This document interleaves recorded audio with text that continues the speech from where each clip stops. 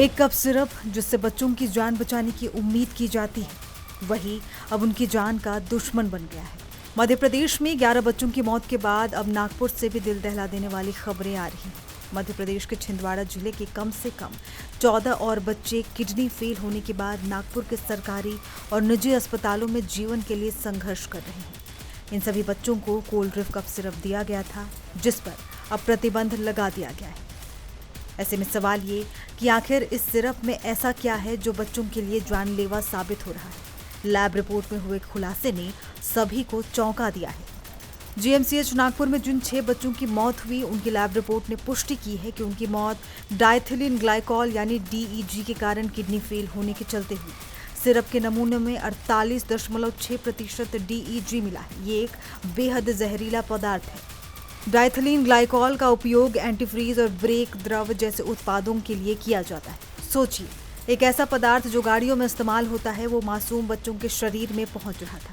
इसकी इतनी ज्यादा मात्रा ही बच्चों की मौत की एक वजह हो सकती है। रिपोर्ट में कहा गया है कि सरकारी डॉक्टर प्राइवेट क्लिनिक से ये दवा लोगों को लिखते रहे। इतना ही नहीं, नागपुर से बायोप्सी रिपोर्ट आने के बाद भी डॉक्टर्स इस दवाई को प्रिस्क्राइब करते रहे। शुरुआत में इन मौतों को एक्यूट इंसेफ्लाइटिस सिंड्रोम का मामला माना जा रहा था, लेकिन जब डॉक्टरों ने देखा कि खांसी और बुखार के हिस्ट्री वाले मरीजों में यूरिन उत्पादन शून्य हो रहा है, तो उन्हें चिंता हुई और फिर इस मामले की गहन जांच शुरू हुई। बता दें कि एमपी में सिरप से जब 6 बच्चों की मौत के बाद ही प्रशासन एक्टिव हुआ था। अब ये रिपोर्ट इस मामले में 5 दिन की जांच के बाद सामने आई है।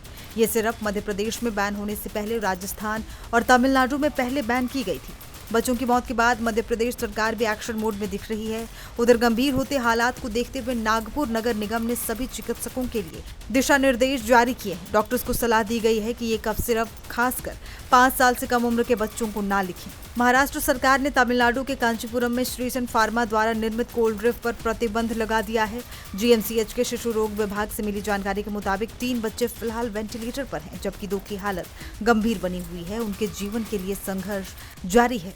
मध्य प्रदेश के छिंदवाड़ा जिले में हुई 14 मौतों के बाद अब लगातार अलग अलग प्रदेशों में कोल्ड ड्रिप कफ सिरप को बैन किया जा रहा है। पहले तमिलनाडु में, राजस्थान में, उसके बाद जो कोल्ड ड्रिप कफ सिरप था वो मध्य प्रदेश में बैन किया गया, लेकिन अब उत्तराखंड में भी कोल्ड ड्रिप कफ सिरप को बैन कर दिया गया है। पूरे देश में कोल्ड ड्रिप कफ सिरप से हुई मौतों ने हलचल मचा दी थी, जिसके बाद हायर अथॉरिटीज़ ने भी मीटिंग की थी और उसके बाद इस तरह के फैसले को लिया गया कि अगर कोई भी इस तरह का डायथिलीन ग्लाइकॉल या एथिलीन ग्लाइकॉल समेत ऐसे सॉल्वेंट्स मिले हुए होते हैं जो बच्चों के या फिर किसी के भी स्वास्थ्य को हानि पहुंचाते हैं, तो उनके लाइसेंस भी निरस्त हो सकते हैं। इसी के साथ आज के यहाँ की मूवमेंट्स की बात की जाए तो आज मुख्यमंत्री डॉक्टर मोहन यादव छिंदवाड़ा के परासिया पहुंचेंगे। करीब 1:50 पे वे परासिया पहुंचने के बाद पीड़ित परिजनों से मुलाकात करेंगे और साथ ही में उनके दुख के सहभागी भी बनेंगे। इसके बाद वे कलेक्टर, एसडीएम समेत जितने भी हायर अथॉरिटीज़ हैं उन सबसे भी चर्चा करेंगे और किस तरह से कार्रवाई की जा रही है उसकी जाँच की पूरी रिपोर्ट मांगेंगे। इसके बाद यहाँ पर उसी के पहले जीतू पटवारी जो पीसीसी चीफ है वे भी पहुँचने वाले हैं। करीब 10 बजे, 10:30 बजे वे परासिया पहुँचेंगे और यहाँ पर पहुँचने के बाद वे धरना भी देंगे, लेकिन पीड़ित परिजनों से मुलाकात करके आगे की जानकारी भी लेंगे।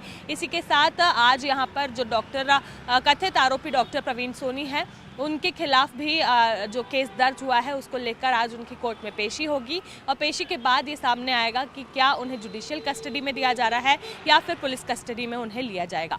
फिलहाल मुख्यमंत्री मोहन यादव ने कहा है कि छिंदवाड़ा जिले में कोल्ड ड्रिप कफ सिरप के कारण बच्चों की मौत बहुत दुखद है। कफ सिरप की जांच रिपोर्ट आने पर मध्य प्रदेश में सिरप की बिक्री को पूरी तरह प्रतिबंधित कर दिया गया है। प्रदेश में छापेमारी अभियान चलाकर कोल्ड ड्रिप सिरप को जब्त किया जा रहा है। मुख्यमंत्री ने कहा कि छिंदवाड़ा में सिरप के चलते जिन 11 बच्चों की मृत्यु हुई है, उनके परिवार को 4-4 लाख रुपए की आर्थिक सहायता प्रदान की जाएगी। जो बच्चे बीमार हैं उनके इलाज का पूरा खर्च राज्य सरकार उठाएगी। बहरहाल ये घटना हम सभी के लिए गंभीर चेतावनी है। हमें अपने बच्चों को कोई भी दवा देने से पहले बेहद सतर्क रहना होगा। डॉक्टरों और फार्मासिस्टों को भी इस पर ध्यान देना होगा कि वो बच्चों को कौन सी दवाएं दे रहे हैं।